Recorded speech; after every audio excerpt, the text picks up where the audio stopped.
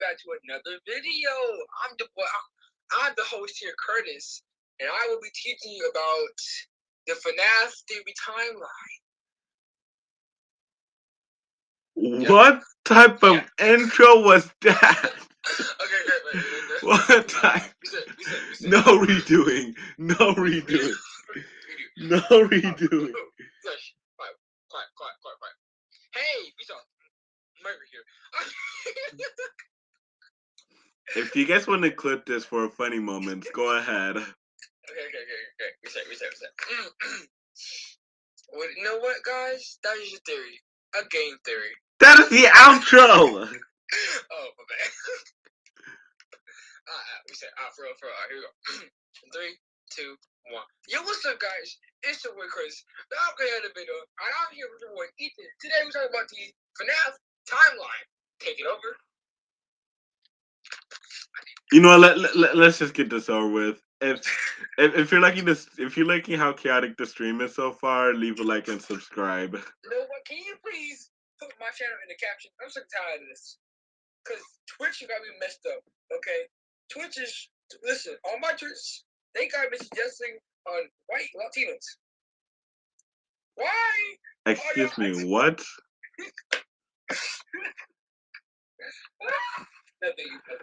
Also, by the way, your channel is on my channel, and I put all of the channels that are for my friends that's on my channel in the description. So if they want to look at all the different channels, they can just go down to the description or go to my channels. And while they're down there, maybe like and subscribe. I'm going to be a crazy YouTuber today. Subscribe, guys. Like and comment and share. Bye. Hi. You know what? Shut up. You suck. Let me see. Are you doing like? Are you doing like right now? Yeah, I'm live. Wait, what? I thought you were. Wait. We've been live for 2.5 minutes. I didn't know.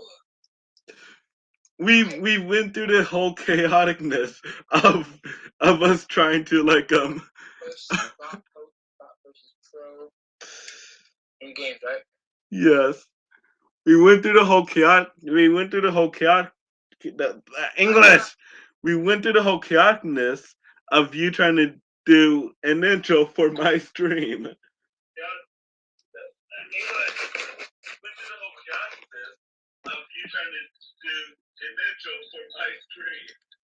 Okay. Okay. Alright, anyway, what I'm saying is that I feel like the FNAF timeline started way before FNAF 1. What's your theory?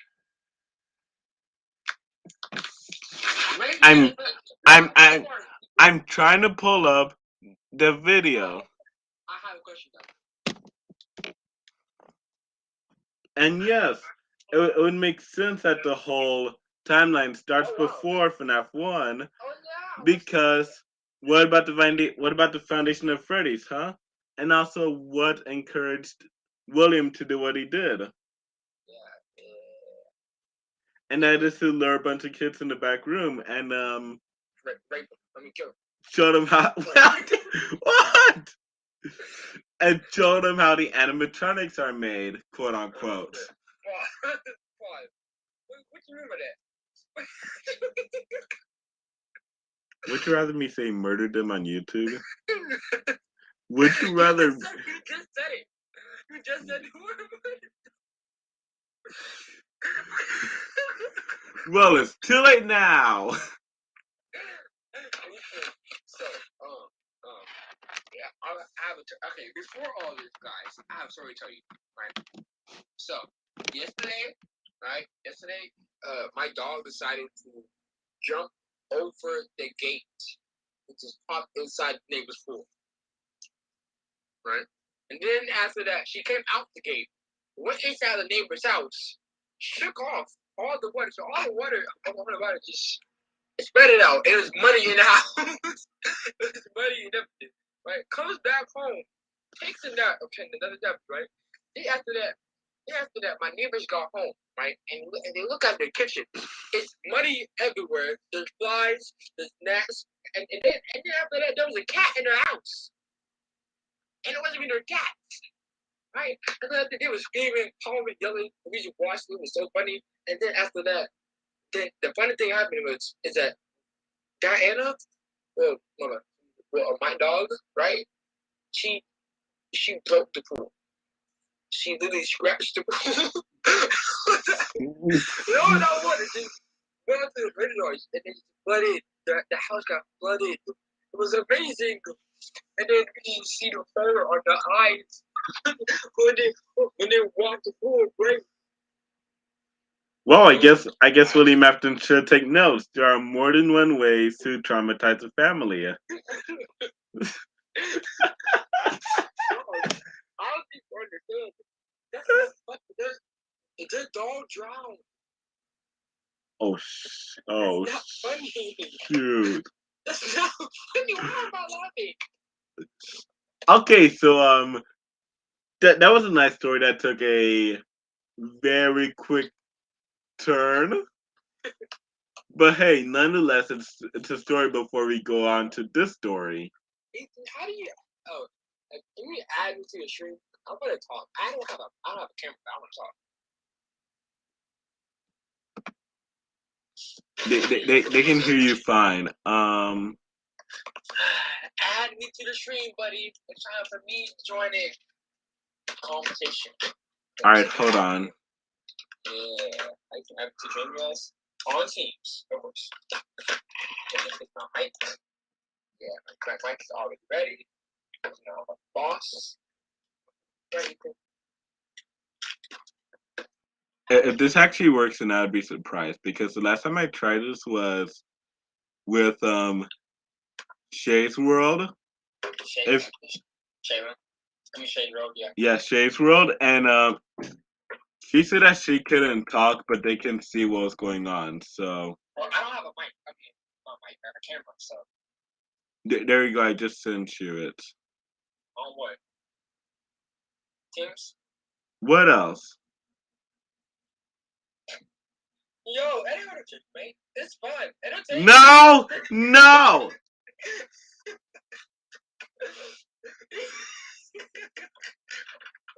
Okay, I'm sorry. I will plug in my headphones for my phone if you say that again. I'm sorry. I apologize. That was on me. I should have said that. It just had to be said because it's funny. I am not getting demonetized today. You got me demonetized. Because you were the one that told me to search up that thing. And I fumbled on my mind. You, I didn't know. I didn't know you were going to say what you said. I didn't know you were going to say that. How was I supposed to predict that? But then again, you got to agree with what I said, that right? Yes, they got masculine things. Always bigger Russians. Oh my god! Hey, I'm like, No. You like, I should quiet now. Sorry, I apologize. Quiet. Oh my god. Yeah. Don't play it in. Okay, wait. Okay, I'll stop talking about other stuff aside from that. No, I just had this near my head because this was in my hand, and then I didn't even think about putting it down. Just don't plug me in. Oh, sorry. I want to do a poll to see if I should put the headphones. I mean, there's nobody watching except for me. I want to say what the captions on FaceTime just said. When you said just don't, and I want to say what it says, but at the same time I think it will get me demonetized. Just wait. Yes. It's a god. Alright. I'm taking a screenshot of it and I'm sending it to you. Oh, should I can't take a screenshot. Can I copy? No, I can't. oh, you better gotta go on. You can check the stream, buddy. Yeah, at this point, I'm gonna have to. Hey, hey.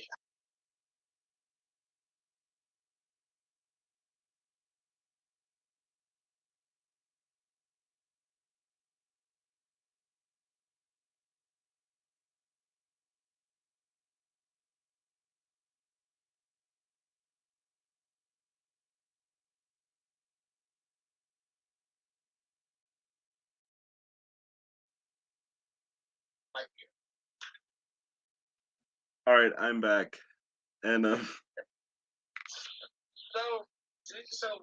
about Fnaf, right?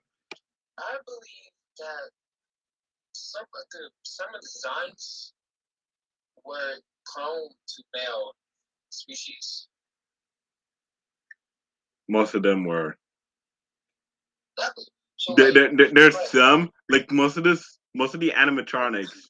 Actually, they were pretty much no animatronics prone to male species, unless you count male species like male animal species. The only humanoid animatronics that were prone to a human species were, if you remember, female. And then again, there are only two. Let's see if you know which two those were.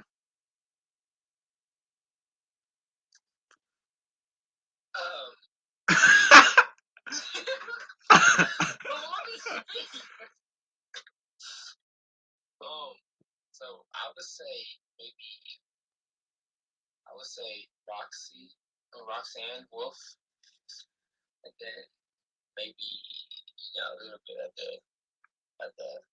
No, no, no. Wakika, I guess. Oh no, Mangle.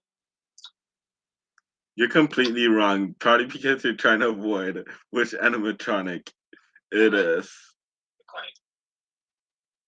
So you know Sister Location, right? Circus Baby and yes, I know. Shut up. Yeah. Alright, I'm gonna open the stream. Alright. Well, I have the video up and it's on an Xfinity ad that I cannot skip. Because I'm using my guest account because what? look, there are so many stuff on my main account that I'll be hated for. So much Fnaf stuff and so much Pokemon and so there's just so much stuff. Not that kind of stuff. I didn't say to you. I was staring at the camera. But let's just say you got a bit confused and your hormones started acting out. Okay. Hey, I don't know science. I don't know science. Cause science, good. That is not what I'm talking about. I want to talk about science. I want to talk about. Hey, on a Friday night. You know, I'm just getting a message here what I was trying to avoid saying on stream. But what's most of my what most of my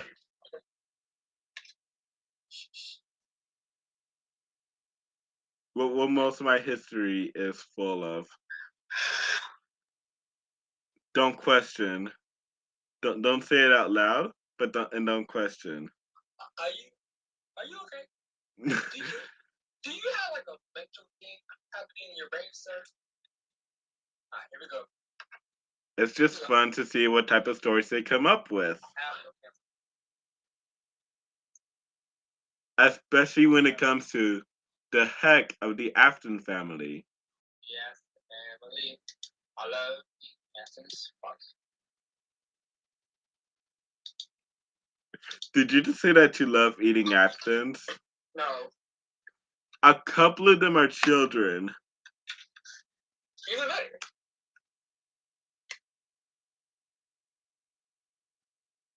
That's disgusting.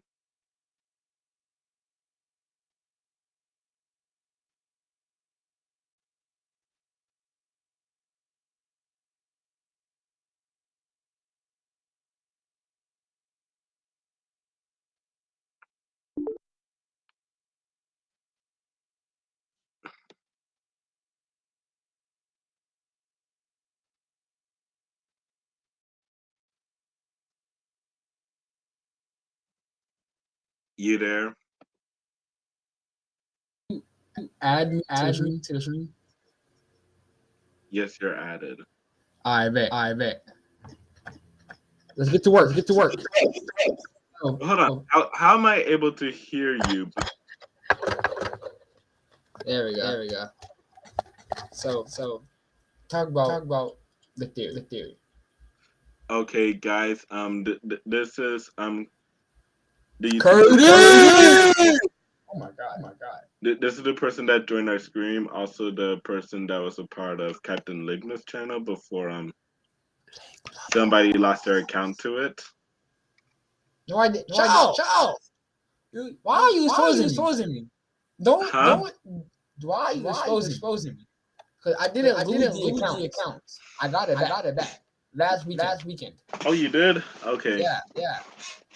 Ooh. What? So. Sorry. Unlike you, I give females. All right. Yeah, I'm just gonna pull back up the video. Okay. Introducing a technological achievement so advanced, it rivals the moon landing. Wow. That's one small step for man, one giant leap for 10 mankind. gigabytes. You have 10G now. If you Walmart, you know that with everyday low prices, you can spend a little less to get a little more, to make life a little better. Today we end the torment. 19 books, 11 games, 8 whole years, all leading to this moment. The ultimate Fnaf timeline is finally complete. The pieces are in place for us. Now all we have to do is put this story of tragedy, jealousy, and loss back together. I just want to say real quick that this first episode is gonna be mostly about the foundation of Freddy's and Afton's childhood. What got him the idea to create Freddy's in the first place. Oh, okay. So we may have a different opinion. I bet. So Let's get to work. Yeah. Hello, Internet! Welcome to Game Theory, the show that feels like... Play right now. How you gonna talk about my intro? He said, hello, my intro. No. That no, I'm sick out of that. By the way, if you were thinking, clip any part, Go ahead. like anything that we say that you think is funny,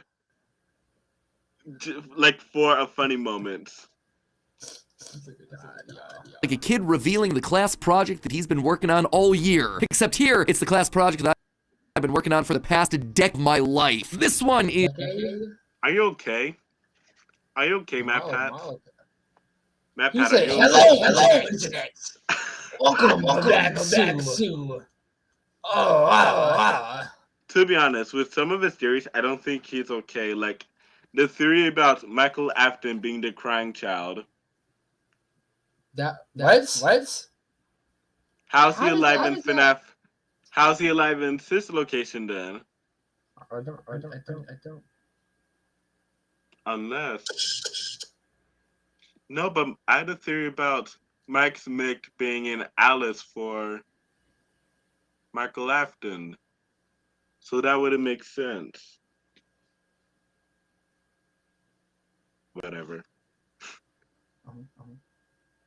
I had a little thought about the FNAF and that part being the person at FNAF 6, no, at this location, but then I had a theory about I had a theory for a while about Mike Smith being in Alice. Oh yeah. And then my thought was that he could have got the last name from maybe a certain Miss Afton. That could have been Miss Afton's last name. But yeah, it's just a theory. A game theory. is big, my friends, and I gotta admit, kinda nervous. I haven't attempted a timeline video on this franchise since 2018. Back in the days when Mike was the crying child, Afton coming back was actually a surprise, and Fazgoo wasn't a phrase I'd ever thought of. You gotta Fazgoo. Come on. You gotta Fazgoo name right it. now. Yeah, the books are weird. The books are weird. Fazgoo. The books are weird. The books. Like when you like brush your teeth, and you get all that toothpaste on your lip, and wipe it up. Oh, Fazgoo on my lip. The books are weird. Okay, that is a phrase mentioned in the book. The books are weird. You burnt banana muncher.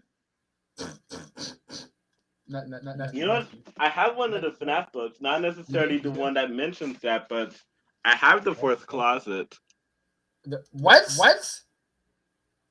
Why do you have a fourth closet? It's a Fnaf book. I think it's when you come in and out of the closet four times. Basically, the main character is a robot. And there's 4 different stages that was built, but apparently there's more stages that was built. What you with it? The 4 stages are infant, child, okay. teen, adult. Okay. Okay. But apparently there's more stages built for that robot. Okay, good. Yeah. Well, let's just say the teen sacrificed himself to destroy the adult. But then another one came to talk to. I'm gonna continue before you think any more thoughts like that. I'd have to utter. But since the last time I did something like this, we've had 3 more massive games, the death and revival of the FNAF movie, and more robot kids and shake a staff bot at. I just want to say, MatPat, why that motion when you're shaking a security bot or staff bot?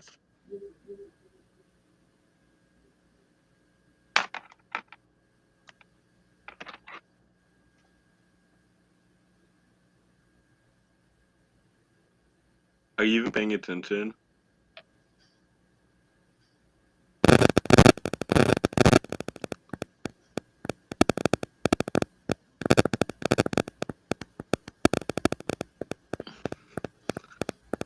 What is going on?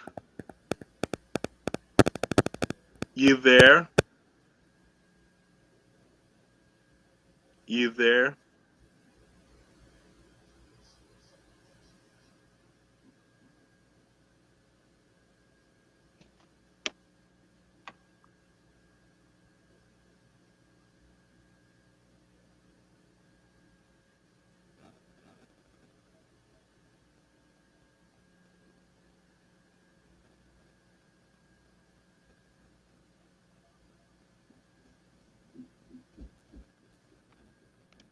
You there?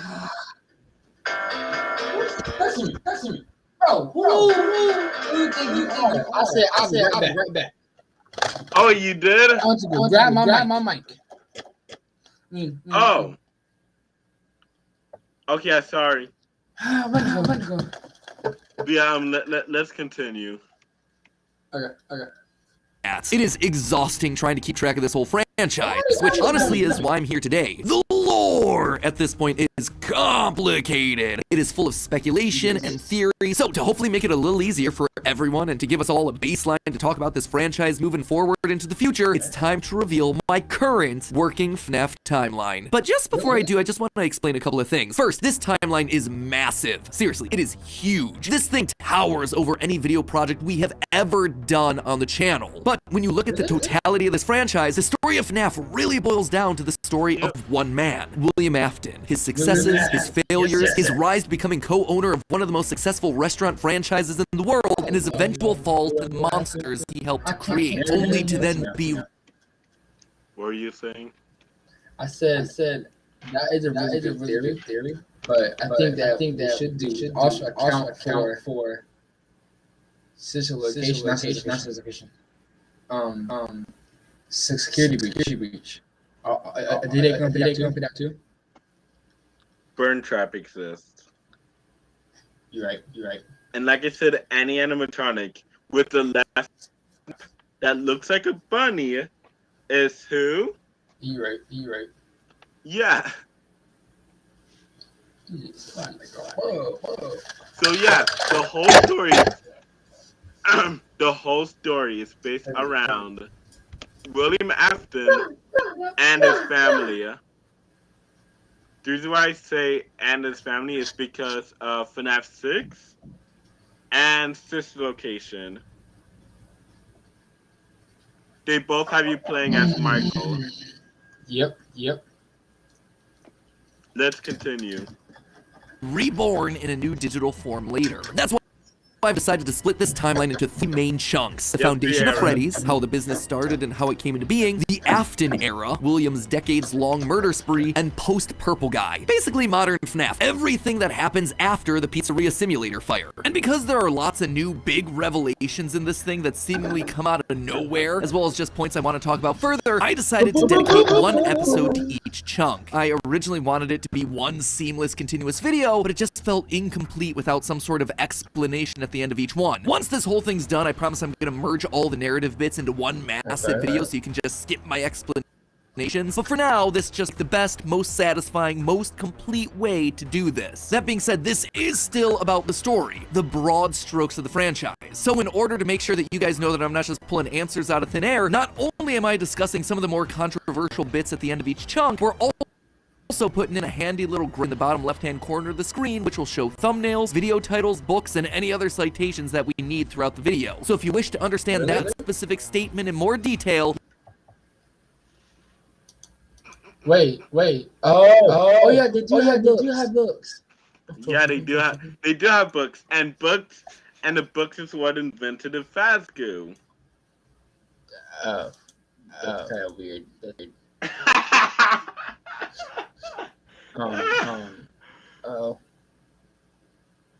My whole. But hey, that amounts to nothing to having a pet robotic dog that'll fetch you whatever you want, dead or alive. I mean, that would be bad. Cause then they can fetch something else. How about thinking that you want your girlfriend to be with you, and then it just sends you a message saying, request a knowledge, and then fetches you the person you have a crush on, and dead, and a body bag. Oh my god. Yeah, that is literally my exaggeration of what the robot dog does in the book. I mean, isn't that a bad thing or a good thing? It's a bad thing. How is that a bad thing, though? You will be blamed for the death. Okay. Let's continue. Let's continue before I lose any more of my mind. Wait. Because then the dog can fetch anything. Right? Yeah. So then technically, you won't ever have to leave the house. Cause then expect your groceries, your child. Yeah, probably your child dead. Probably your child dead. Why would a dog kill a child? To bring it to you more easier. Wow. Yeah, the books get dark. Okay. The robotic dog is not a good thing. Yes. My mother is a B word. I'm kidding. I love you. Okay. Yes. While we wait, I'm just gonna read my FNAF book. See if there's any lore I could have missed, or just at least skim through it.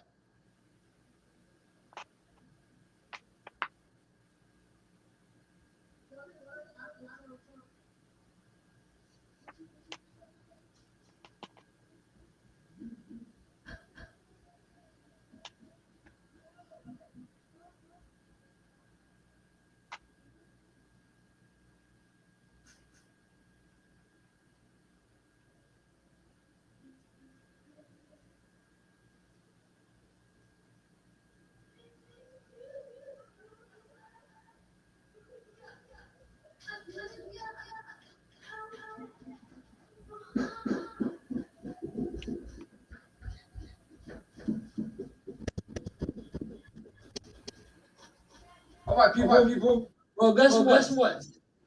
That was just a theory. A game theory. Okay, I was just skimming through this book to see if there's anything that I can use You know in my book. exactly where we've taken it from. That way you can look into those details for yourself. So sit back, grab some popcorn or your... Yeah, so let's go grab our pitchfork and torches in case we want to burn them alive.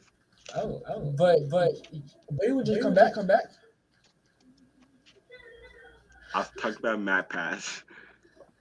Always come back. Right. Tell me that's not copyright. Please tell me that's not copyright. Can't be copyright. Because that was copyright. Then that whole video was copyright. Oh yeah. Because then you ask Matt to go over his timeline? Yeah, because Matt. Okay, so it shouldn't be copyrighted. Exactly. Let's continue though. Works if you're the type to get upset when I say something controversial, and make subscribe, since this is going to be a video that you're going to want to come back to a few times in order to fully dissect. Without any more waiting, I present to you the story of a loving, obsessive father who slowly descended into madness, and along the way discovered the secret to eternal life.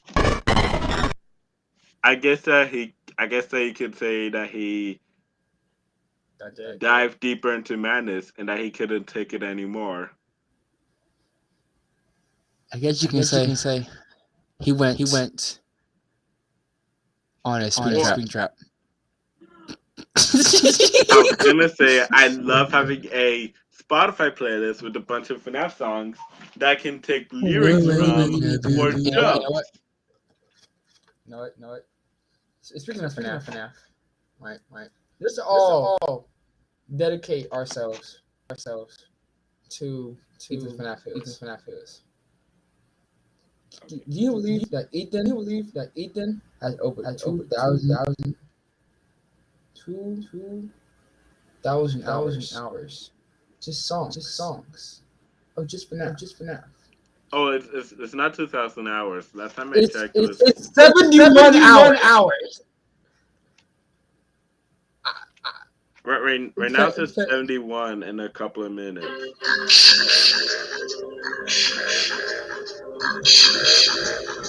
Wait. No. Okay. You continue. Okay, hold on. I'm just pulling up the stream on my phone in case anybody says anything. Okay. Let's continue. Yep.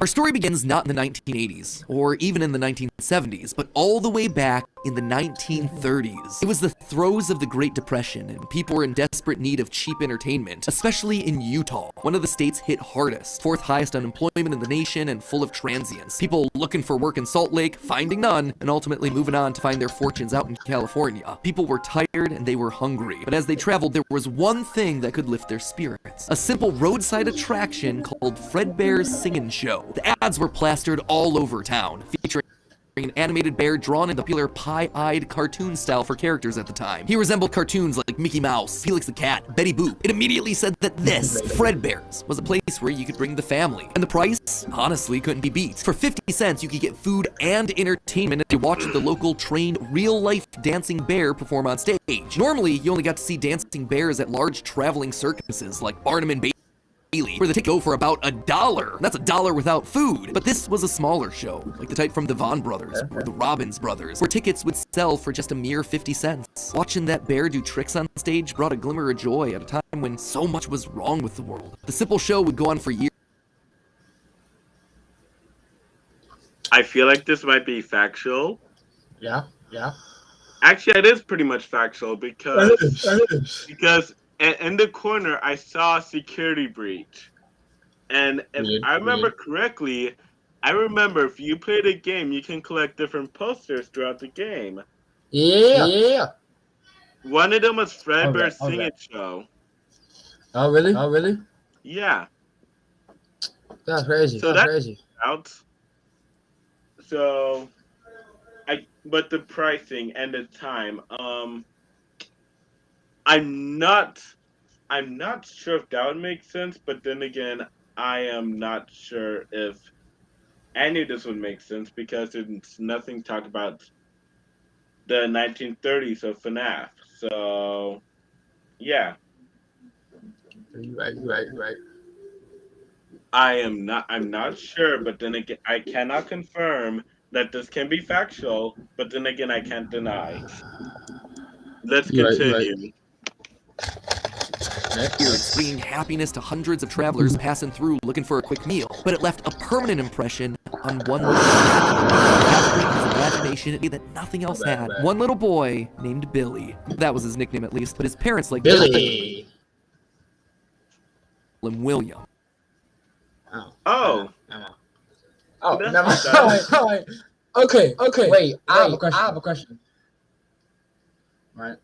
I do not agree with that nickname. There's a theory out there that says that Vanny can time travel. That who? That Vanny can time travel.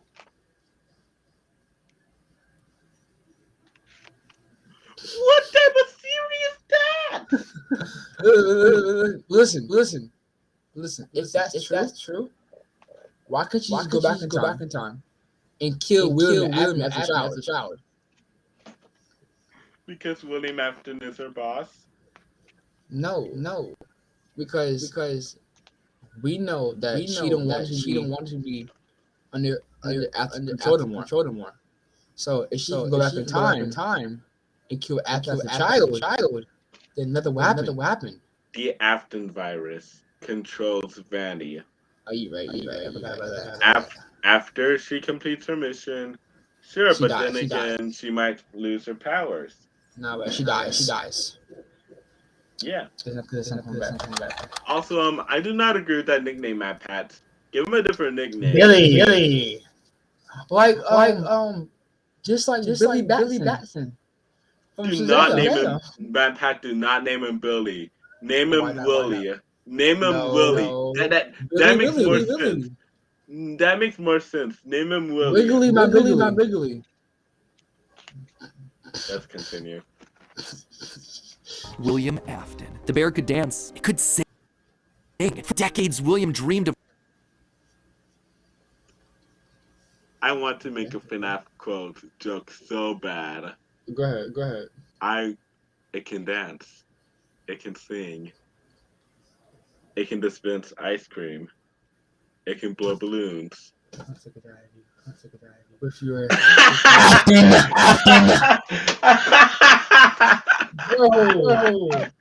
But then again, you saw that coming. When MatPat said it can dance, it can sing. When MatPat said it can dance, it can sing, you saw that coming. I did. Let's continue.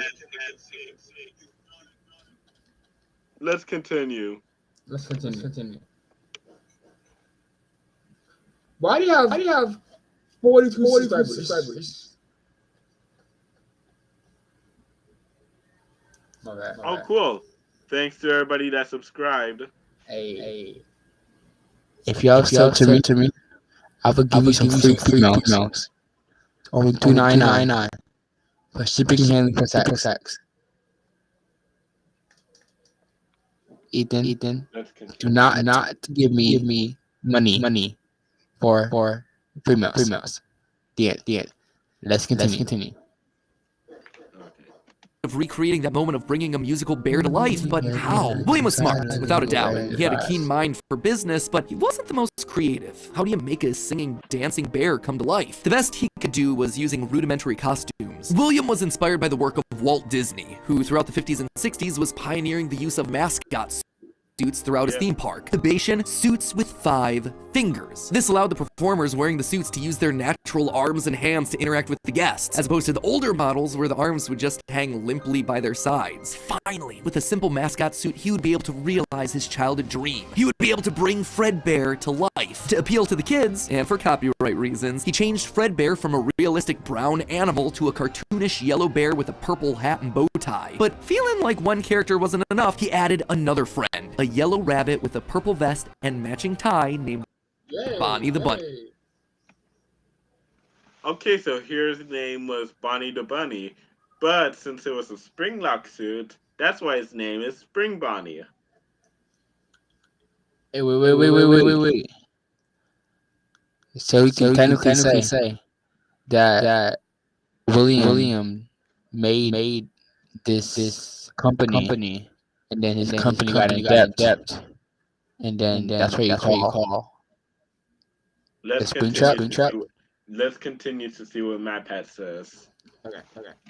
Well, Fredbear was certainly his first love. Bonnie was extra special because that was his. It was an original character that he had created from scratch. And I do mean scratch. William's hand-sewn costumes were rough with seams and stitches visibly showing, but it was the best that he could do. And you know what? It was just enough. Bonnie and Fredbear would perform on stage to small but enthusiastic crowds. Finally, he was able to deliver fantasy and fun to all the kids, delighting and inspiring them in the exact way that he had been delighted and inspired so many years ago. And things could have ended there. That could have been the end to his story. It could have been perfect had it not been for one thing. They do the incredible. Help save lives. No. So can you. Your CSL plasma donation 24 life-saving medicines. Be rewarded for your generosity. Eat it, bro. So many Get YouTube Premium. CSL plasma This is on my guest Google This is account. Dad's table, not yours. Theo, the fact that Dad entrusted me to run Royal Crackers says enough.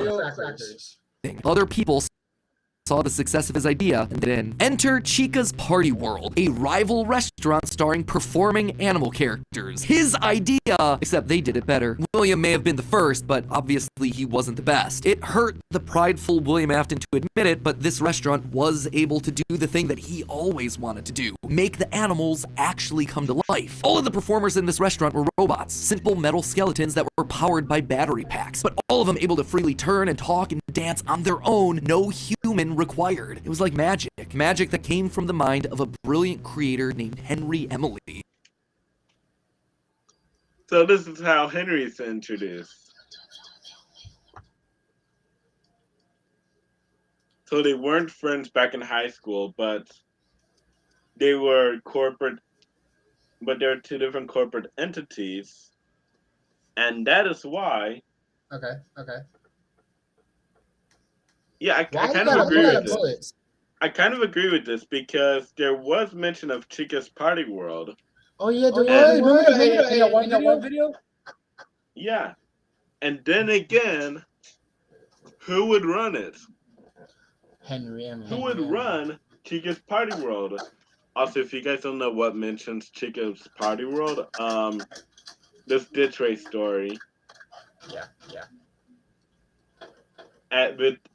And the reason why I know about that is because of the whole MatPat theory about how the mediocre melodies were created. And how they were created at a place called Chica's Party World, which was a place that was not... Okay, I'm confusing everybody. Let's move. You are. Let's just say Chica's Party World is just a separate corporate entity run by a specific person that will soon save somebody else. Not gonna say who. Because Henry, in some small way, had been able to harness the power of life itself. Afton admired him. He was jealous, to be sure, but he also looked upon this man with awe. Off to one side of Chica's Party World was a cabaret stage featuring an elephant magician. On the other, a hippo known to ramble on and on. That one was more of a joke for the parents. But it was the main stage that was for the kids. A rocking band of characters featuring a yellow chicken thing with a southern drawl named Chica, backed by a band of other country-themed characters, including a pig with a banjo, an upbeat frog from the local swimming hole, brown bear with a heavy southern accent. Wait, a bear? But bears were his ants. Why not a cow or a horse? Something to fit the country theme a bit better. Why did it have to be a bear? And adding insult to injury, they had the nerve to call this thing Ned Bear. Oh my god. Oh, William must be so jealous. Yep, yep. Too bad he can't do anything about it without getting his butt kicked. Oh, wait. He did do something about it. And he did get his butt kicked. Let's continue. A direct copy of his own Fredbear. Whoops, that's gonna leave a mark. No, that was not okay. Afton's jealous admiration turned to hardened bitterness. A bitterness that would only grow over the next couple of years as families continued to choose Chica's party world over Fredbear's. William just couldn't compete with the appeal of the robots. Eventually, his restaurant would go bankrupt, only to get bailed out by, of course, Henry Emily. Another insult, another humiliation that William wouldn't soon forget. 1989. Despite being bitter, Afton couldn't deny that what came next was a period of massive success and expansion. With the two franchises now merged into one, it was the best of both worlds. Afton's ideas with Henry's robotic expertise. The two men decided to launch under a new name, Fredbear's Family Diner, a pizza chain that would eventually come to feature a mix of humans in performing suits as well as on-stage animatronics. They decided to stick with Fredbear as the headliner, considering the yellow bear was easily identifiable as a brand because he was the original performing animal mascot. Afton appreciated that. This new restaurant would also see a mix of characters as the two franchises merged into one, with Pig Patch and Happy Frog performing right alongside Fredbear and Bonnie. And as part of this one big Fredbear family, they even got themselves official merch that were released, ranging from masks to magnets. The crappy Mr. Hippo Mr. It's a crappy Mr. Hippo. Right, okay. I forgot Gregory said that in Security Breach. Oh.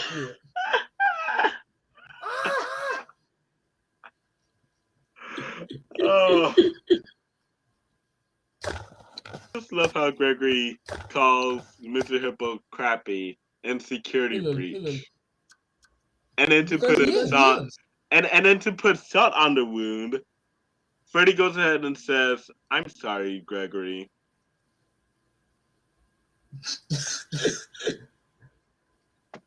Fridge magnet? I am sorry, Gregory. That said, not all the characters were winners. The reception to some characters was just mediocre, so they faded away into the dumpster, storage units, and retro budget tech stores of lost nostalgia, waiting for their chance to step back into the limelight if and when a headliner went out of commission. Others, though, would fare much better, like a new Pirate Fox, as well as a blue guitar-playing variant of the yellow Bonnie Bunny. Ultimately, the franchise would get so big, it would spawn its own cartoon show, Fredbear and Friends. Business was booming. In the end, Fredbear and Bonnie's popularity would be so strong that they would be able to support the Fredbear's Family Diner franchise all on their own, while also spinning off a new sister location dedicated to their friends. In 1983, Freddy Fazbear's Pizza launched, giving a dedicated home to all this new supporting cast of characters. Chica the Chicken, Bonnie the Blue Bunny, Foxy the Pirate, and of course the headliner, a brown Freddy Fazbear. Business was good, and Afton was happy, mostly. It did bother him that the one original character that he created, the one that he himself played, Golden Bonnie, got passed over for inclusion in that cartoon show. The only character in the roster of regulars to get ignored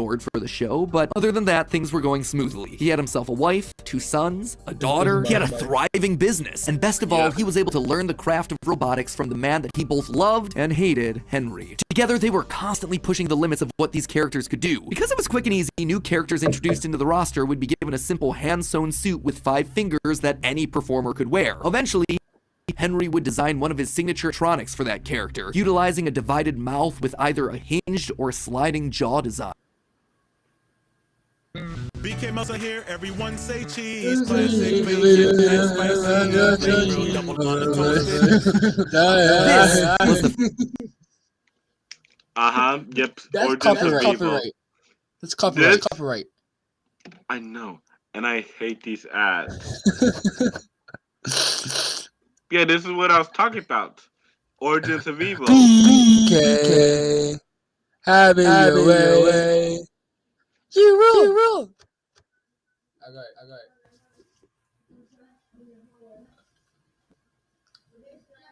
it. Go ahead. I'm sorry. Wait, it's been 50 minutes. Go ahead, I'm sorry. I'm checking on it. Wait, it's been 50 minutes. I'm checking on it. You know what I see? Also, Ethan. Ethan, where's the QR code at? What do you mean? Cause it says fill out. It says make sure you fill out form. Oh. Yeah, I put a chaos form link in the description. You did. Yes. I'm gonna find it. I'm just gonna continue. I'm just gonna continue the video. Okay. Okay.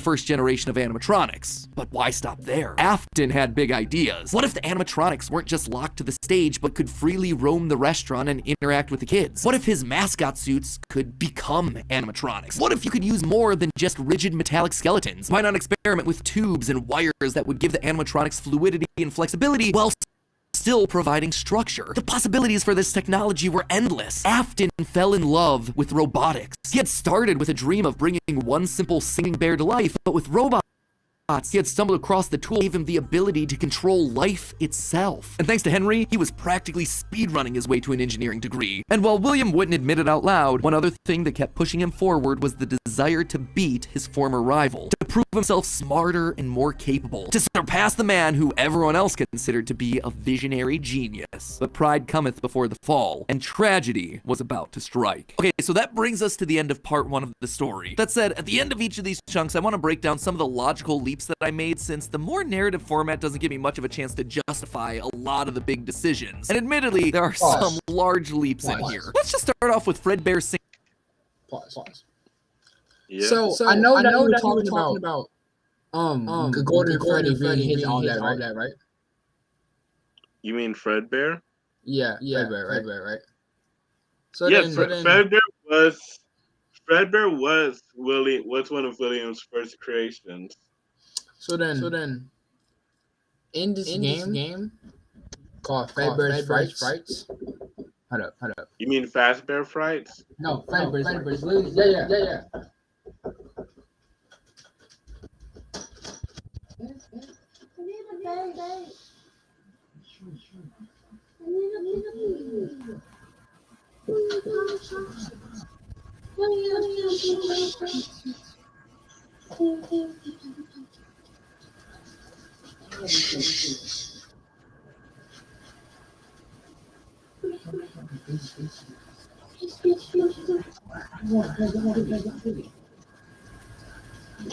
So Fazbear, right? So how? So Ethan, so riddle me this, right? How did Freddy Fazbear, right? Not it's his, right? But then again, they show Freddy was made by both William and Henry. The first idea for Fredbear was made by William. Okay. Along with Spring Bonnie. Okay. But for the second iteration of both of them, it was a cooperation between both Freddy and also a cooperation between both Henry and William. Okay. So yeah. Oh. The idea for Fredbear was William's. It was his idea. But the second iteration was made by both William and Henry. Okay. All right. Let's continue watching this video. Yeah.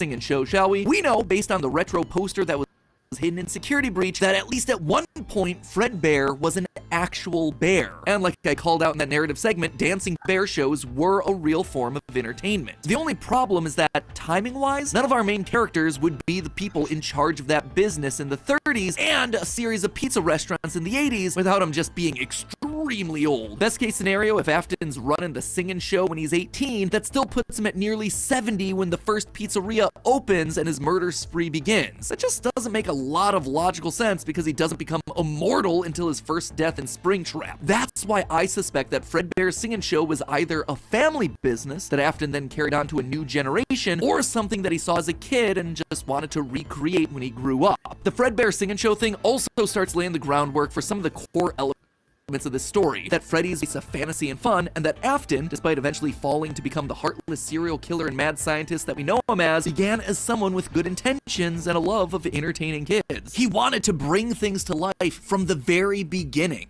a theme that recurs a lot for him throughout the rest of the franchise. Next up, let's talk about those mascot costumes. One thing that I keep going back to is the design of Glitch Trap. It's a handcrafted suit. You can see the seams and everything. It even has 5 fingers for the performer's hands. It is very much not a Springtrap suit. This is something much more rudimentary. It came at a time before animatronics were a part of the story. That's why I suspect that it was actually the first, predating literally everything. It's also a suit that is very personal to Afton. He put his digital consciousness in that form. It's his personal avatar. It's the way that he sees himself. There's also a whole separate discussion to be had here about the habits and rituals of serial killers. So the fact that he's choosing to lure kids and kill them in this particular suit actually says a lot about his emotional attachment to it. So while Fredbear seems to have started as someone else's creation, Golden Bonnie was uniquely Williams, giving him a personal connection. And that's not all. In this whole franchise, only one set of characters have themselves 5 fingers, the Nightmares. Even Golden Freddy, Fredbear, was a 5-fingered wearable suit at one point in the story, as we see in this shot from the graphic novel, before he, like everyone else, was turned into an animatronic. This seems to imply that all of the main characters had similar wearable mascot outfits at least at one point in time, and that whoever is having the Fnaf 4 nightmares, if they even are nightmares, something that we'll touch on in part 2, saw those mascot suits specifically. Lastly, we have to talk about the elephant in the room. The literal elephant, Orville Elephant, as well as the rest of the mediocre melodies. For a while now, I've suspected that the mediocre melodies played a much more important role in the story than just being a bunch more animatronics to fill out the roster. Especially Ned Bear, which is just so suspiciously close to Fredbear. And yet, there are 2 key details that we're gonna have to justify with any mediocre melodies mention. One, they're very rudimentary with external battery packs, implying that they come very early in the timeline. And 2, we know that at minimum, Mr. Hippo does eventually become an official member of the extended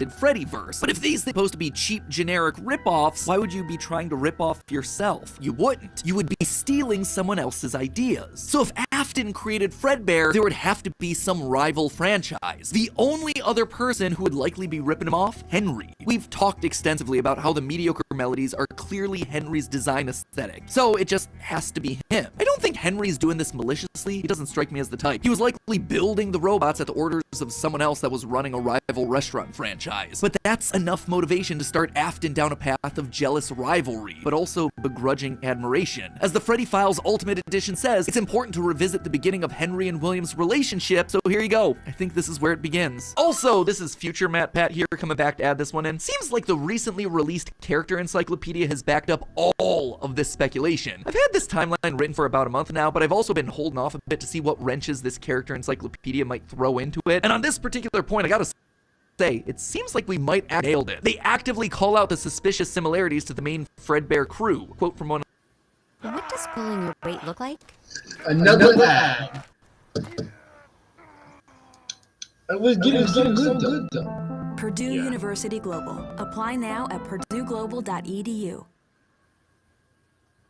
One of the pages. It looks like an imitation, altered just enough to avoid copyright issues. I don't know about you, but that seems to imply that we were right on the money. Knowing all of this, at one point the franchises had to have merged. That's really the only way that you get Mr. Hippo from the rival franchise as part of the Fazbear crew. This also mirrors a lot of what happened in the real-life history of Chuck E. Cheese, with 2 rival restaurants, each with their own casts of characters merging to become one unified brand. Again, we've gone into that in detail with other videos, just wanted to remind you all of that here. But why would I call out the rival restaurant as being named Chica's Party? Few things, actually. First, we know for a fact that a location named Chica's Party World exists. It is mentioned in the source code teasing sister location, so it is out there somewhere and doesn't fit cleanly anywhere. Second, in the story of the Puppet Carver, Chica is very explicitly looped in with the book versions of Pig Patch and Ned Bear, implying that she started as a melody. Thirdly, her design just fits better with a theme of down-home country animals with southern accents playing the banjo and eating with bibs. And with her being the headliner of the show with her name on the restaurant, it would make sense then that when the restaurants merged, she was the one that was added to the main cast of characters while all the other mediocres faded away. It's also why when Freddy's closing closes after William's killing spree, she's the one to branch back off into her old franchise and is therefore missing in Sister Location, a detail that's bothered me for years at this point. It might also explain why William decided to stuff his first dead kid into Chica. That one was Henry's creation,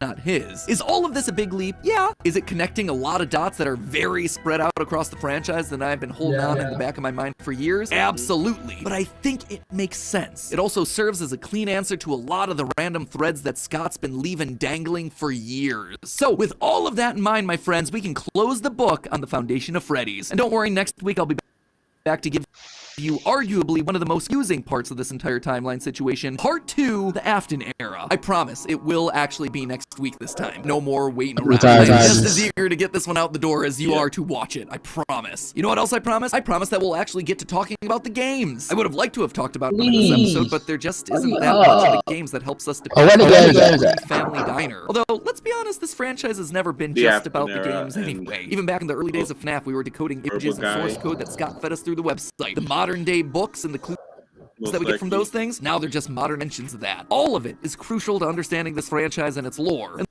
Unless, of course, Steel Wolf finally gets around to make Fredbear's Family Diner game they want to make so badly. I've always would love to do is get kind of back to, I have no clue if we'll ever be able to do, getting back to kind of like the origin of like Fazbear Entertainment or the origin of Freddy Fazbear. But in the meantime, while we wait for that inevitably cryptic game that this start to the timeline helps to fill in some of those. Now, so you're when that part drops. Okay. Can we talk about it? If you shop with the Walmart app, you know every. Sure. Talk about it. Cause I'm not going to. That made sense. But he's still leaving out some things. That was really good. For like the explanation of Freddy's. That was really good. But he's still leaving out something. What's your opinion? Actually, I don't think he's really leaving out anything anything that we currently know. That's true. Like, he actually made it with everything based off what I know that we currently know for the foundation of Freddy's. Everything else, let's just say Scott Cawthon made sure to hide any evidence of the foundation of Freddy's. Most definitely. What I'm trying to say is why? That's not the most important part to Scott, apparently. Thing you need is Let's right get at your past this fingertips. ad and watch the rest of the vid So you and can watch spend the a rest little so we less can see to get a the little important more parts. to make life a little better.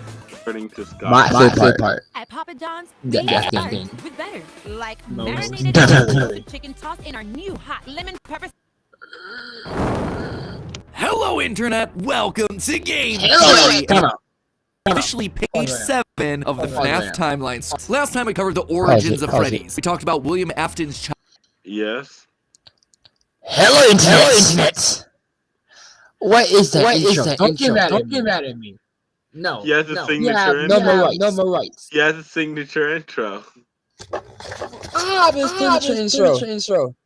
And you don't like my intro.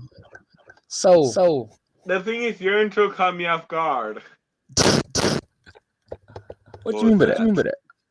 Can we? You know what? After this, we should let the viewers take a second to breathe and digest all of this. So viewers, we'll take a second, breathe, digest the first video, cause this video is gonna get wicked, elite, and incredibly brain hurting. So I mean, the intro is called The Rise of Afton, and the thumbnail says Birth of a Killer, so... So as Matt said, grab your popcorn with some of that buttery ranch Yeah. Grab your popcorn with your exotic butters. Yeah, grab your pitchforks. Grab your Coca-Cola. No, you can't say that. No, I meant to say Childhood Coca-Cola. dream project of making. And so, let's get on with the video. All right. A singing bear come to life, and the infuriating moment that his dream is copied by a rival restaurant franchise looking to steal away his success. The merger of the two franchises results in William meeting Henry, a brilliant designer with a knack for robotics. Working together, they make Fredbear's flourish, spawning popular Saturday morning cartoon shows, toy lines, and spin-off restaurants under the Fazbear name. When last we left him, Afton was thriving, the world of robotics opening his eyes to new and exciting ways of bringing characters to life. Bringing things to life. Yeah, that was his core driving force, his passion. And it was this very passion that would mutate, twist, and morph from here on out in the story. Because with life, there is inevitably death, something that Afton would become intimately familiar with. But before Afton acquaints himself with death, I want you to take some time to acquaint yourself with our newest channel. Guys, this is a huge moment for us theorists. We've had this 4-player controller icon, and now we finally fill in the final piece. Get ready for the rollout of our newest theorist channel. Drumroll, please. Style Theory, where we're looking at science, math, psychology, history, and mystery of the way you look, your clothing, fashion trends, hygiene, and makeup. Now, I know that theorizing about style might sound weird. Did he just sponsor his own channel? While he was about to get into the Afton theory? Hey. He said. Go back. Ethan, go back.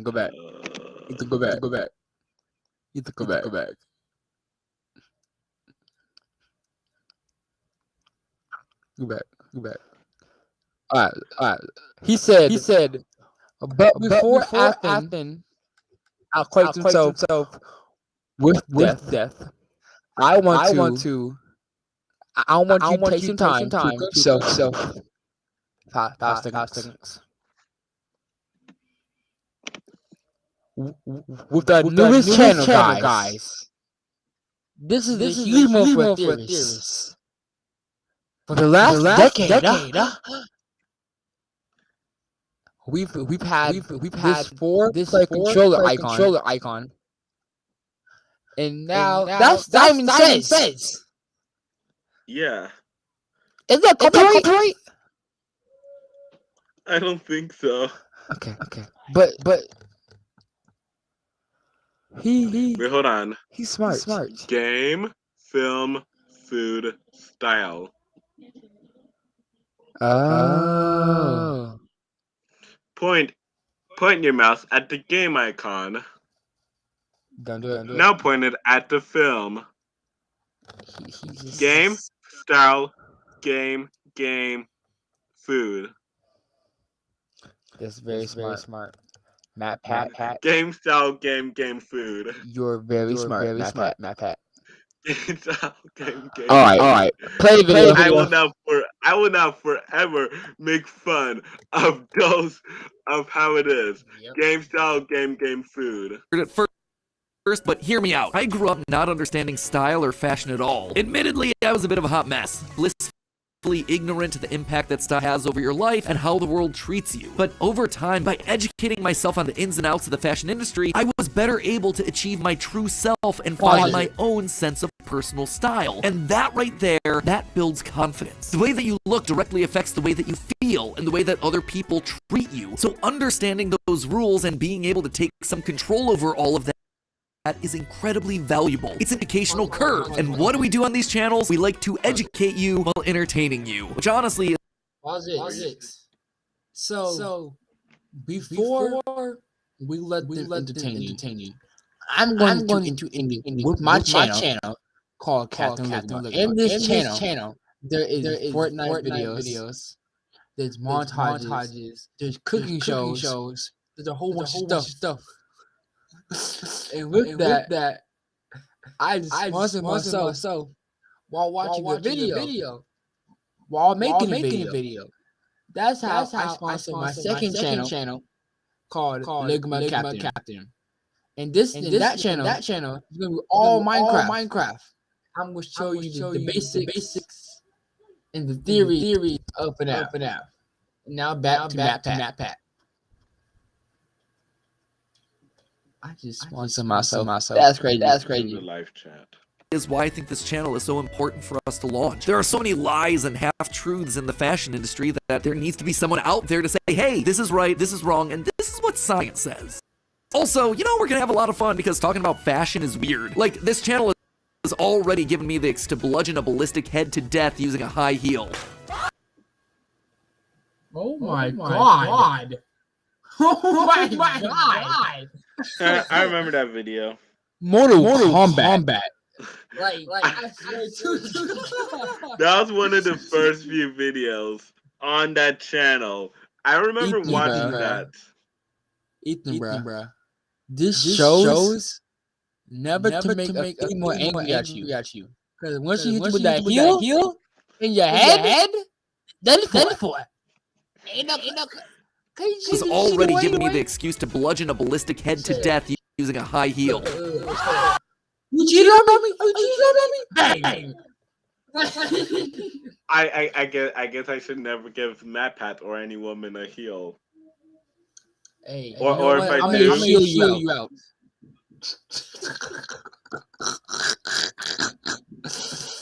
Sorry. You're so lucky I don't know where my mom's heels are because I could have brought one to school and there's gonna be a bunch of red on the floor and no one would have known why. No one would have known why. No one would have known why. Oh my god. You have worse puns than Matt Pat's. No one would know why. There's a red stain on the floor. You know what? Shoot. I'm sorry. Okay. I'm sorry. Leave a like if you actually like his bad puns. Listen, I'll stop being a heel. Subscribe if you want him to stop making bad puns. What you should do is subscribe to me because I could bow tie. Subscribe to him if you want him to stop making bad puns. Yes. Or maybe like all my videos. And maybe I will tie your shoes and give you a nice tie. Let's continue. Now let's get back to the heel. It's also the channel where we're gonna physically be testing the viability of female armor, or how many t-shirts it takes to stop a bullet.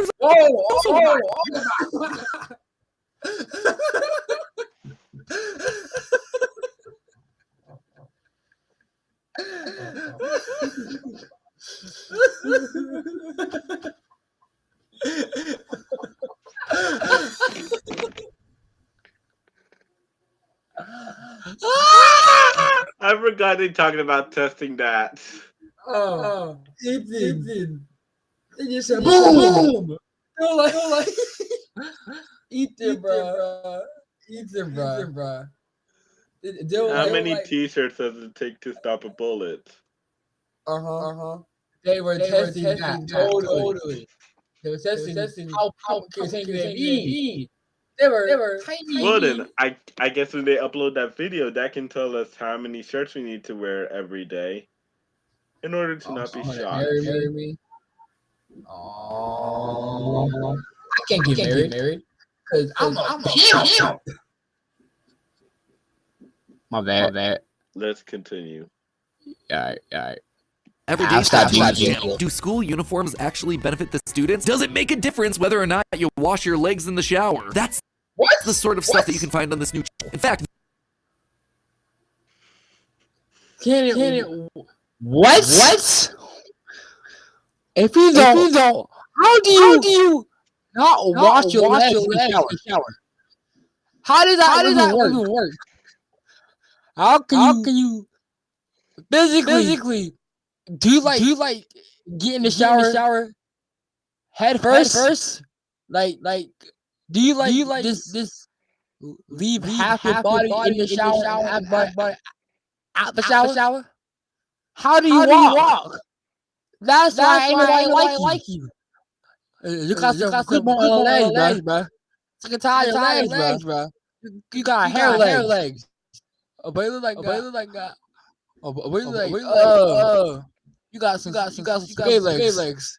If you wanted to say that they wanted to do the complete opposite of leg day. Well, definitely.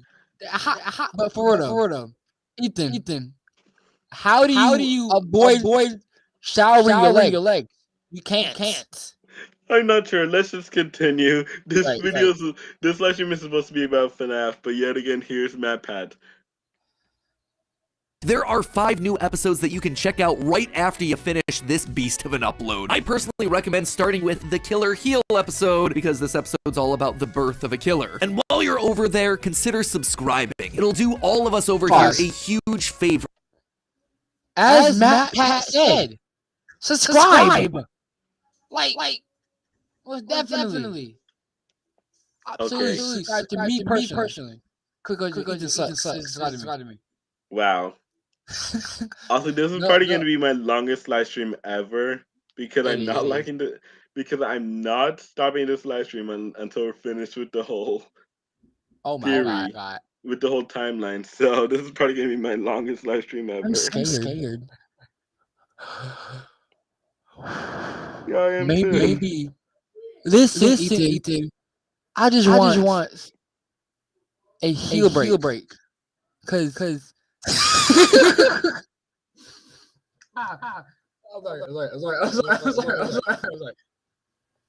It's been an hour and 17 minutes. Who watching us? Who's watching us? Uh-oh.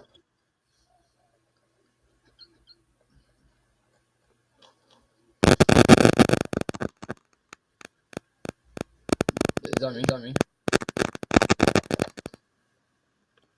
I think so. That's you. There we go. Yeah, it works. Can meet you.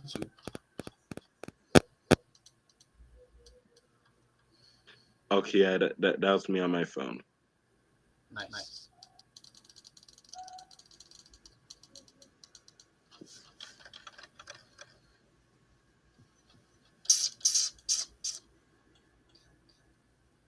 MatPat says subscribe. Do what he said. Hey. Oh. All right, let's continue. Yes, sir. Because if we manage to get 1 million subscribers by the end of the month, it'll put us as a top fashion channel here on YouTube. Show the world that looking smart can be even better than looking cool. So go ahead, enjoy your all-day theory marathon. And now with our logo complete, it's time to complete our other massive ongoing project, this timeline. Onward to part 2, where things are about to get dark in a hurry. 1983. It's gonna be a shoot of a ride. Business was booming with 2 whole restaurant franchises. Opened Freddy Fazbear's Pizza. Together, William and Henry had been able to take the hybrid suit idea and make it into a reality. They called their new invention the spring lock suit. And we are going to be here we go. We are going to be well educated with the spring lock suits. Most definitely. Especially when it's going to be my turn to see how to make a spring lock suit. Wait, what? Nah. FBI. Watch this man. He needs to get to go. This man if he become on the show on Hulu called Most Wanted. No. Man to be on 41 and 91. Oh my god. Man to be a bounty on Roblox game in real life. No. Man to become. Man to say. Every night. Let's just continue. You know what? Yeah, I don't Fittingly enough, it was symbolic of the partnership between these two men. A human suit as designed by William that could become a freestanding Henry-style robot. But still new tech with kinks to work out, the rollout was limited, restricted only to the Fredbear's Family Diner location. All of this meant that William was busier than ever. He didn't have time to be a full-time parent, so he designed a nanny cam system where cameras and speakers were hidden throughout the neighborhood. What? So he was a stalker too? No. I have proof of this because I'm scared. and this location, if you type in a special code and the office, it'll show you different cameras around the FNAF 4 house, aka the Afton house. He was stalking children. And then again, stop. In FNAF 4, the psychic friend Fredbear, yes, I'm saying that as a joke to Matt Pat's song intro. Okay. Which, by the way, Curtis, I can't send you, but all I have to tell you is that he's there, he's here, he's there, he's everywhere. Who are you gonna call? Psychic friend Fredbear.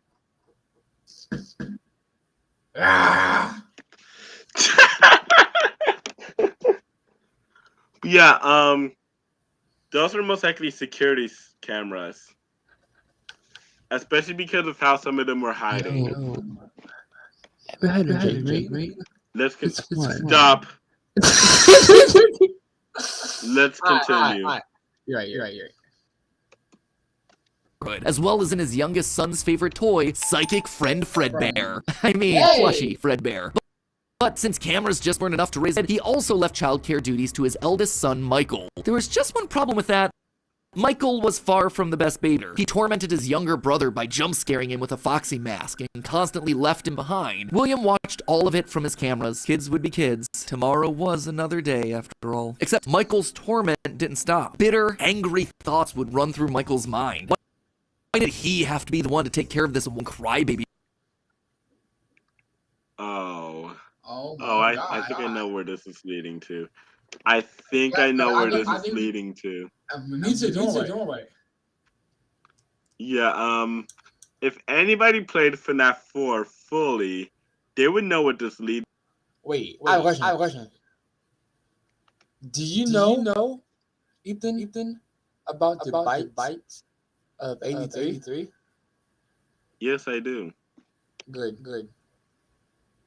Why do you think I wouldn't? I have FNAF 4 on my phone, and I've watched everything that has to do with FNAF. You're right.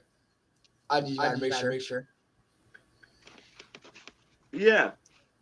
I've seen the scene where Michael puts his brother's head. Hey, no spoilers! No spoilers! Let's just continue then. All the time. It just wasn't fair. It was time that he got even with his brother by playing the ultimate prank. A prank that just so happened to be on this crying child's... I guess you could say things really haven't been the same since his birthday.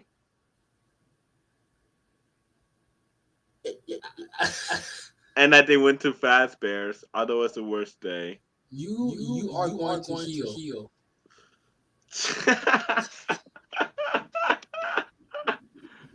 Hey, you know that song, don't you? Yes, I do. You know what? That was a foot.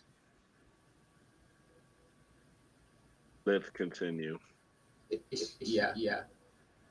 His birthday. He and his friends would take his scared little brother and make him do the one thing that he was terrified of doing, close to the animatronics. That would be embarrassing for the kid that was such an embarrassment to him. His brother squirmed, screamed, kicked, and fought, but just as they were putting that small squirming boy up to Fredbear's lips, mouth snapped shut. The sensitive spring locks inside the body had been triggered by the boy's movements, and they'd immediately down. The wriggling stopped. The boy went limp, but it was just a prank. It was meant to be funny. The boy was taken to the hospital and was immediately given an IV. Flowers and pills filled the nightstand next to his hospital bed, but the damage was too severe. He couldn't recover. As the younger brother's consciousness began to fade, he could hear Michael's last words, a small and flimsy apology. But his father, Williams, through the voice of the Fredbear plush, were a firm and committed promise to a dying son. You're broken. I will put you back together. This would not be the end. No matter what, Williams' son would live again. It would just take time. Time that, right now, he just have. His young son's heart flatlined as the boy faded into the inky unknown of the afterlife. In the after the tragedy, changes started happening around the restaurants. Kids were now required to wear security wristbands to prevent any getting out. You know how you played... Fnaf 2? No. Pizza Sim? Yeah. One with pizza with the guard, with the puppet. Yeah, you know the security puppet, his minigame? Yeah. Oh my This God! is what it's a reference to. Oh, here we go. It's getting juicy. Just like Roxy. Side without parental permission. Any kid who approached the exit without permission would have to answer to the security puppet. A marionette. I'll be right back. I have to do something real quick. All right, bet. I won't say nothing.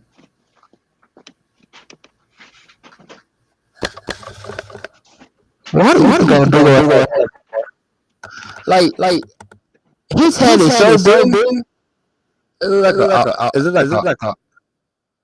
like a orangutan? No, a cantaloupe. All right, ready? I'm finna take a nap. I'm finna go to sleep. So yeah.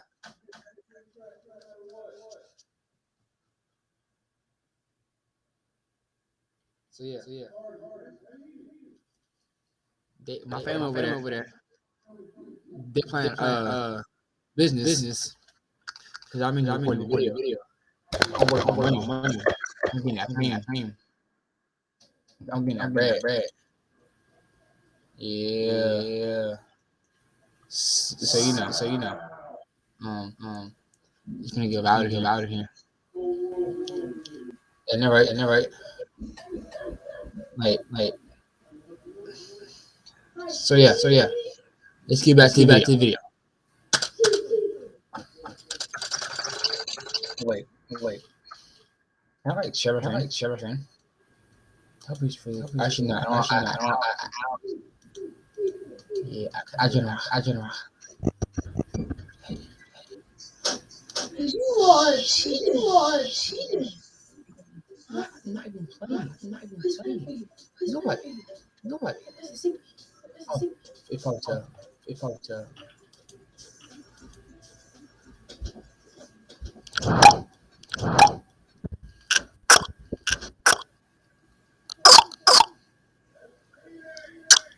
I'm going to. Let me play some Minecraft. Hey, this game is boring. Let me play some Minecraft real quick. I ain't gonna play Minecraft. I'll sleep. I'll be back. So I did called PS remote play. Right. What you could do is in my opinion, you could get some footages. No, but I'm just saying. But most you can like connect your controller into the phone, right? And then you set up. You link your controller. You mean your phone PS4. Blah good stuff. Then PS4 480 son. You click on that. PS4. Bada bing, bada PS4. That's something you do right now. So that game man.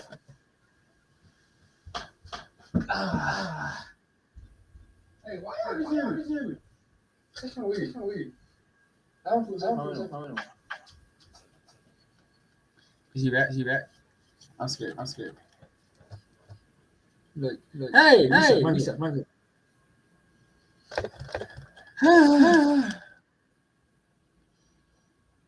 Give me my controller. Yep. Oh yeah, by the way, y'all, I have a car. But this car has like a TV in it. And he also has a HDMI. So I'm gonna put my Switch in the car. I'm gonna nail it down to the car. Well, because all have windows. It has like a wall outlet, but it don't have one. So I'm not putting my Switch to it, and I can play or Minecraft on the go. And after that, when I'm like outside chilling the car, like long behind Roach son, I can sit back, play some Fortnite.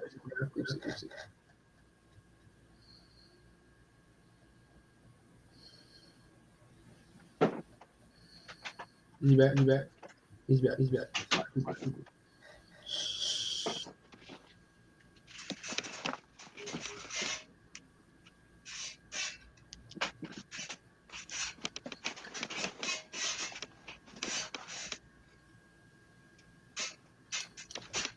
Hey, Vito.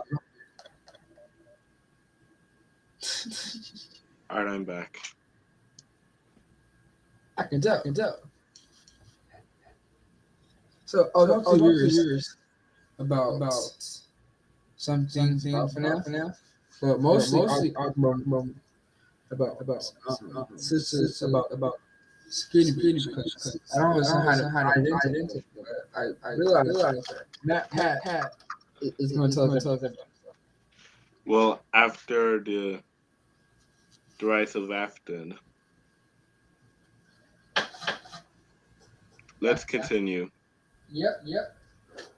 On strings that could fly around on rails across the restaurant to stop kids in their tracks. It was William's idea, inspired by Michael constantly leaving the restaurant without his brother. In the wake of Fred Bear's spring lock failure, all the hybrid suits were getting retired, locked away at the nearby Freddy Fazbear location. It was yet another tough pill to swallow after all the hard work that he and Henry had put into them. William would eventually bury the boys' small body in a remote location out right alongside his drive into and out of work every day. The death of this little boy sent the family spiraling. His wife, crippled with grief, was so distraught that all she could do was sit and watch TV. But his son Michael was far worse. Complaining of seeing hallucinations of a golden bear standing outside of his window, the boy was so racked with guilt that he was convinced that he was being haunted by the ghost of his brother stuck inside the suit that took his life. The suit's three-toed feet digging into the wet earth. The words, "It's me," ringing through Michael's ears. Some nights, Michael would even go so far as to break out of his room to check the gravesite and ensure that his brother was still there. As Accusation Sensation salads come with 2 salad sauces. And yeah, I said salad sauces.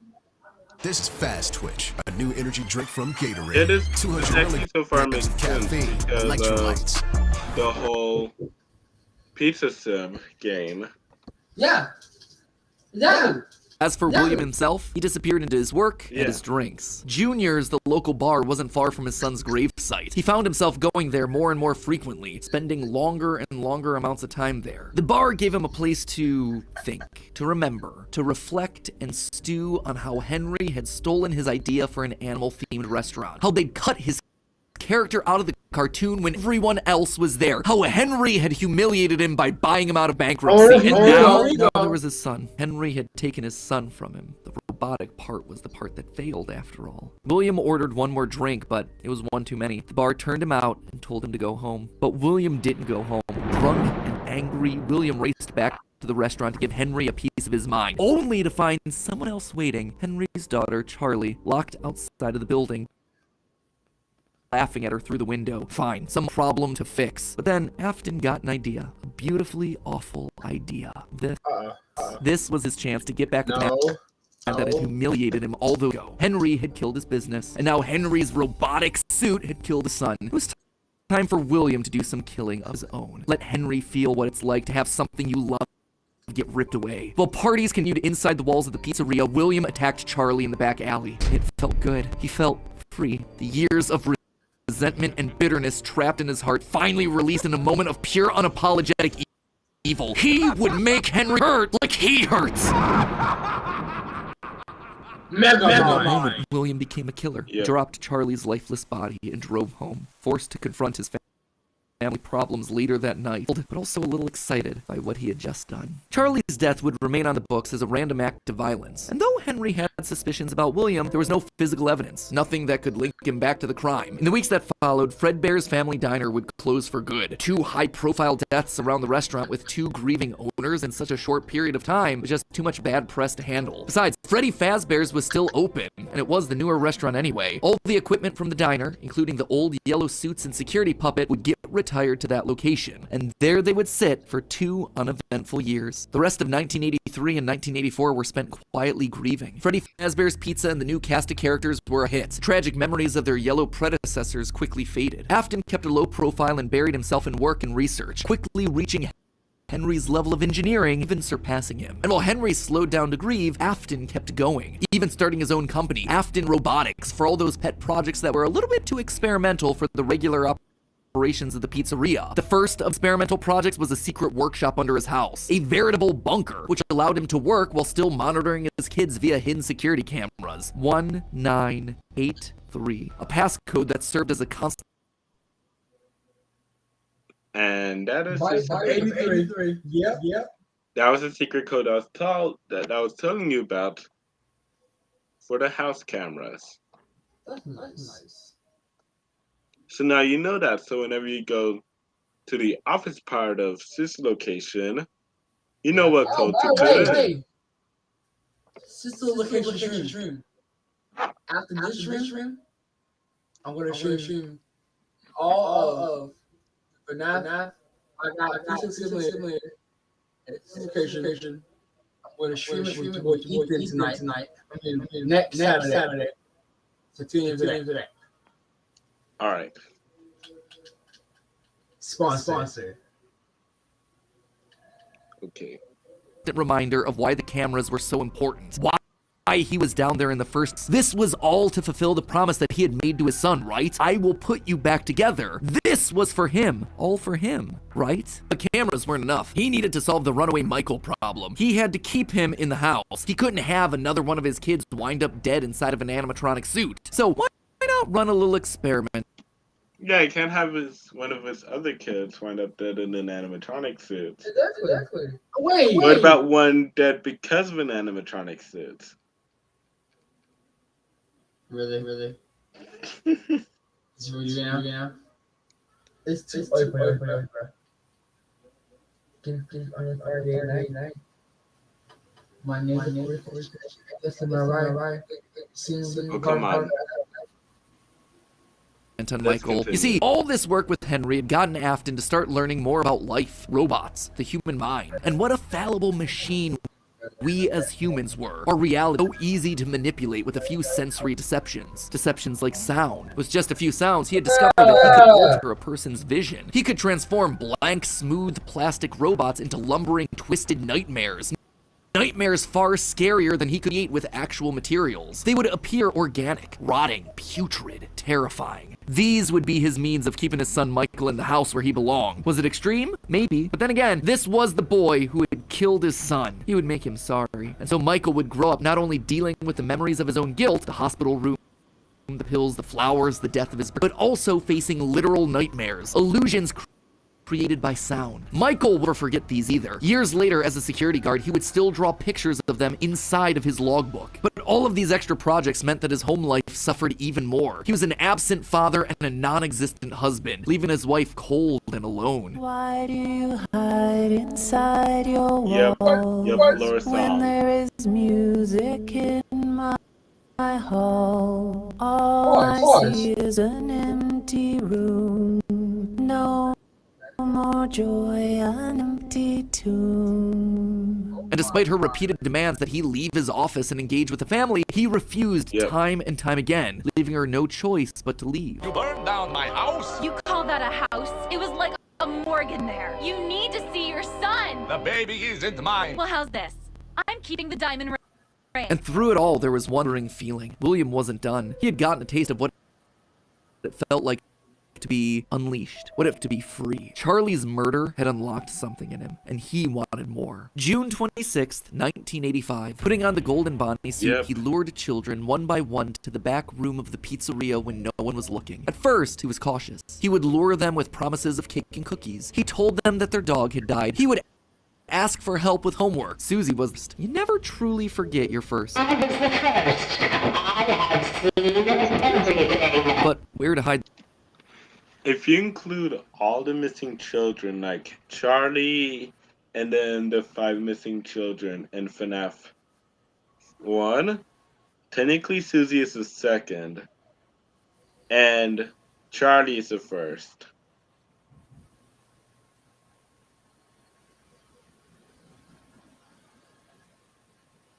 You there?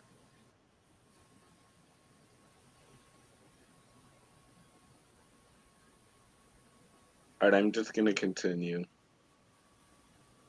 The bodies. He couldn't sneak out. Someone would see him. He had to hide them in a place where they'd never be found, and where they never leave the building. They had to be stuffed inside of the suits. No one maintained those things anyway except for him. And so Susie would go into Chica. Fritz, Jeremy, and Gabriel would come next. But it was easy. It was too easy. And with each little life he snuffed out, his lies got bigger. Their house was burning. They're just being kidnapped. Until the last one where all pretense was off. He let himself get violent. Too violent. I'll just wait for him after school, throw a bag over his head, hit him with the shovel, and drag him into the back of my car. The body of Cassidy was more bloody and broken than any of the others. He'd let himself go too far. When you're looking like a snack, and now you're hungry for one. New from Sally Hansen, Miracle Gel Special Effects Top Coats. Go beyond color.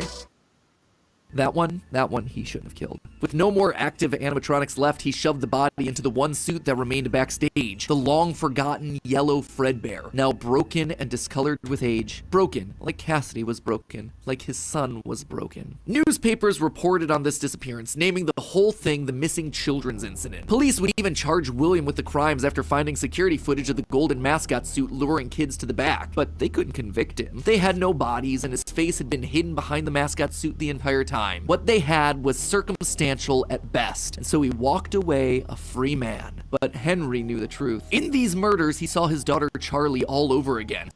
So he threw after the company and shuttered pizzeria. Henry would keep the franchise quiet for 2 years. This would not happen again. This could not happen again. How could he protect the kids? Finally, he developed a solution. He would implement an even more extreme security system in the form of new animatronics. Toy animatronics, inspired by the toys that they had been selling years ago. But these guys, these were special. They were a new breed of robot with facial recognition abilities. But most importantly, they're all tied into some kind of criminal database, so they can detect a predator a mile away. All the original animatronics, now withered with age, were moved to the new location. With a plan in place, it was time to try once more. The year was 1987, and the new and improved Freddy Fazbear's Pizza was making headlines in local newspapers. Headlines that just so happened to catch the attention of William Afton. Freddy's was back, and without him, that was his idea, his character. Henry was, yet again, trying to cut him out of the picture. No. As long as these restaurants stayed open, William would always come back. Then he noticed the phone number to apply at the bottom of the article.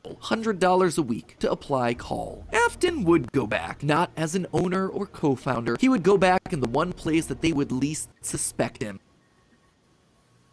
Okay, I have to stop for a moment, but you guys process. You guys process what was just said, okay?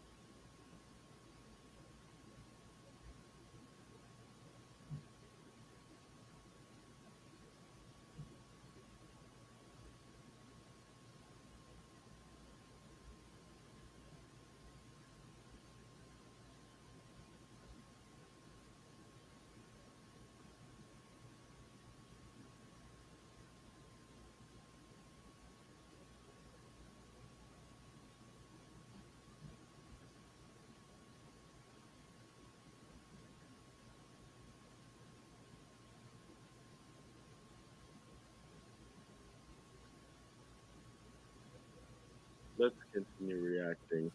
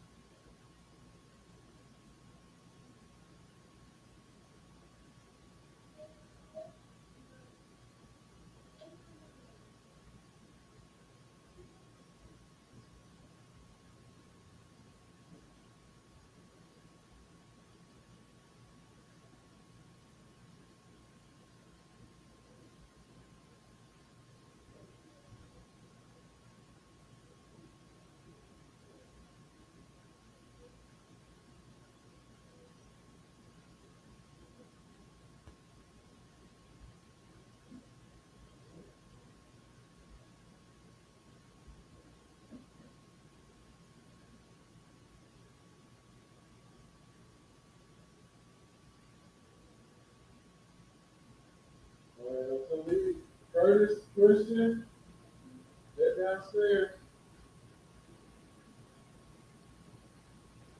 Ernest, Christian, get downstairs.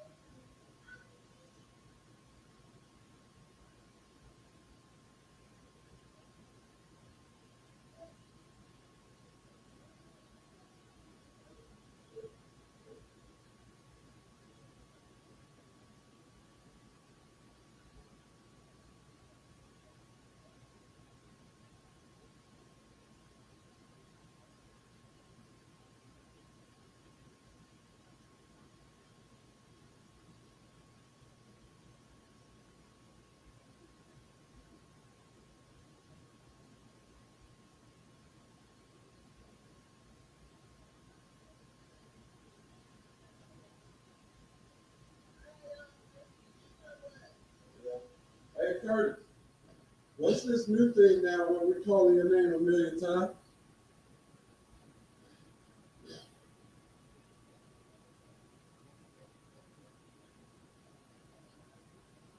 I could care less if you sleep or not. Downstairs in 5, 4, 3, 2.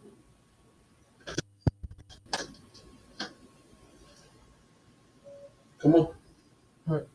There's something to eat. All you do is sleep during the day, so then you can't sleep at night.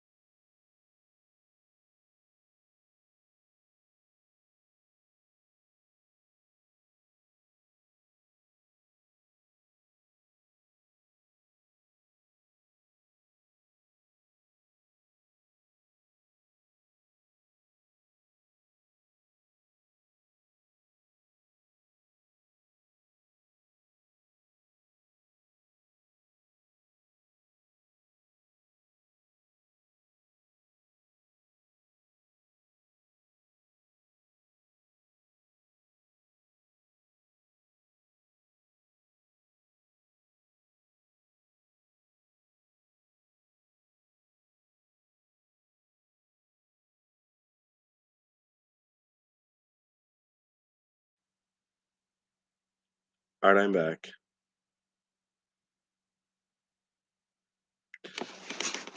Let's continue where we left off.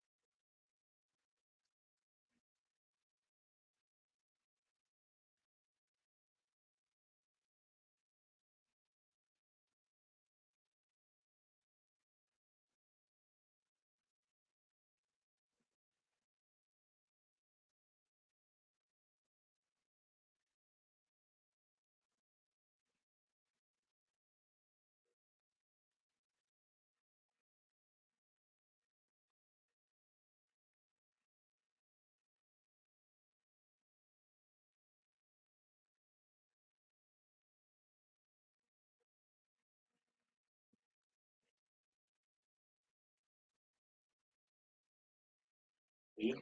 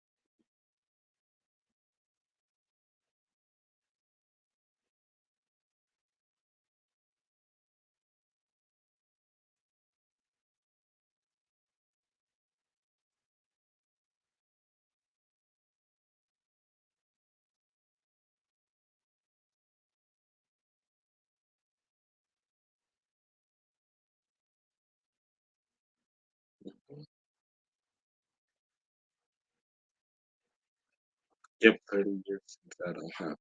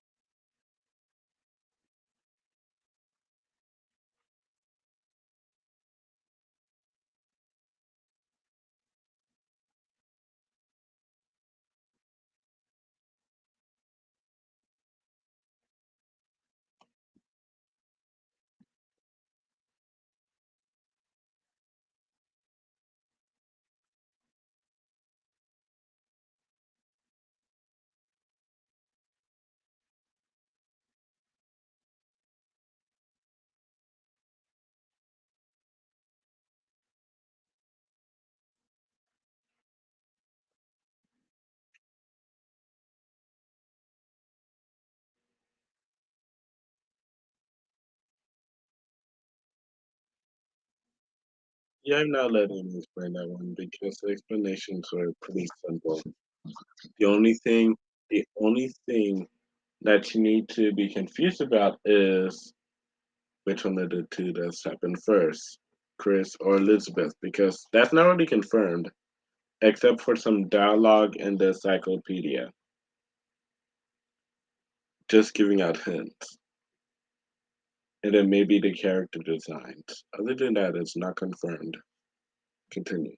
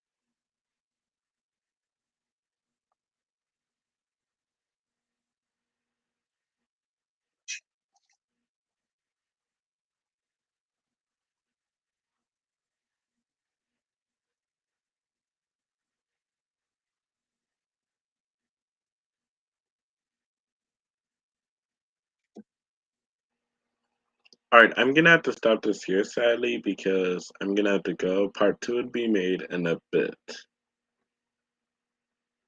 But yeah, see you for now.